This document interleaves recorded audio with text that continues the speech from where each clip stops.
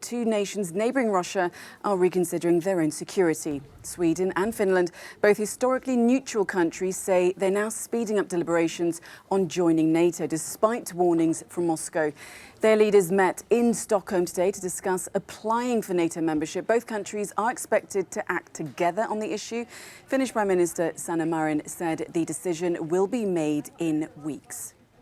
The European security architecture have changed fundamentally after Russia's invasion of Ukraine.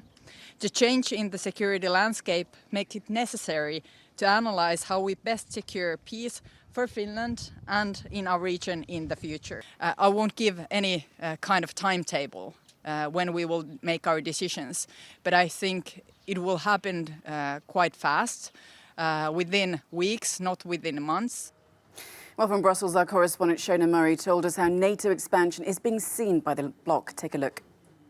Well, Sweden and Finland are two countries that are non-formally aligned militarily, but they do have very advanced armies. So their application for NATO membership is something that is very welcomed by the other 30 NATO countries. It's something that's been in the pipeline for several weeks now. But both countries say it's in direct response to the Russian aggression in Ukraine.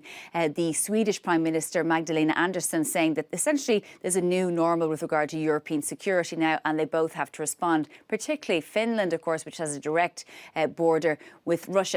But I caught up with Professor Michael Kimmage and I asked him about the impact of these two countries joining NATO for European security.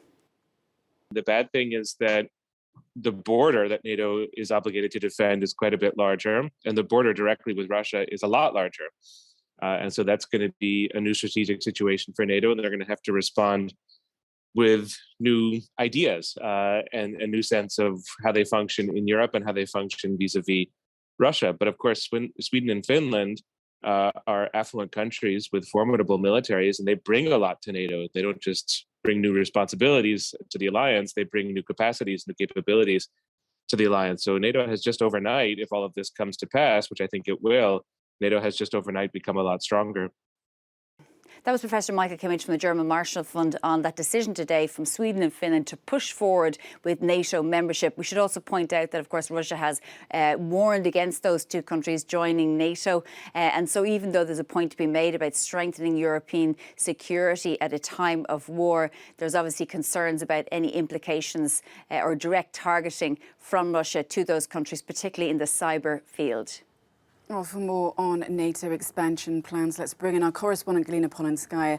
Galina, good to see you as always. So, as you were hearing there, Finland and Sweden, they're pushing ahead with their membership of the alliance. But how is Russia then reacting to that?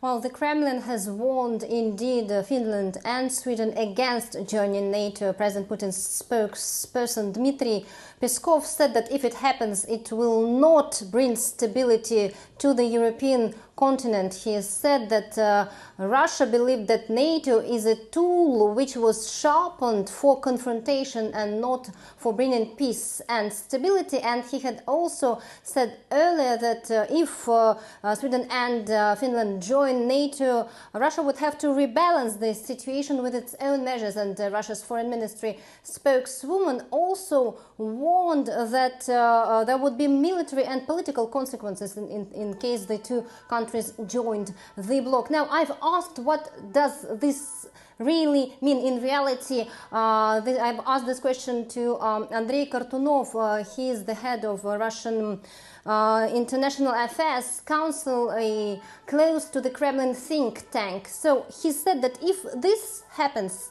if Sweden and especially Finland join NATO, Russia would consider this as a significant change of the geostatic situation in the north of Europe. And he said that Russia will have to strengthen this area by deploying new military infrastructure along the Finnish border.